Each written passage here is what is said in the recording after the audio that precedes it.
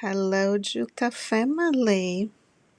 This mama cat was rescued from the same hotel that had the TNA project by the same people.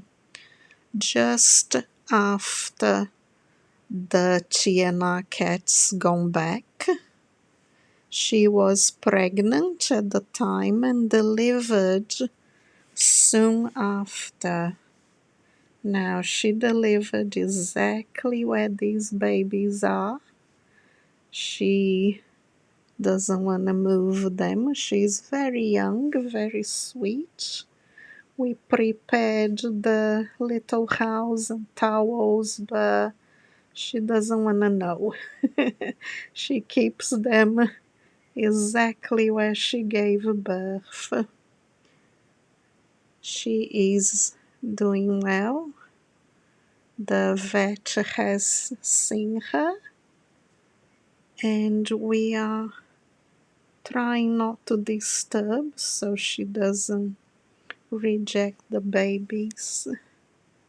Thank you very much for your support, and thank you very much to the people that rescue her.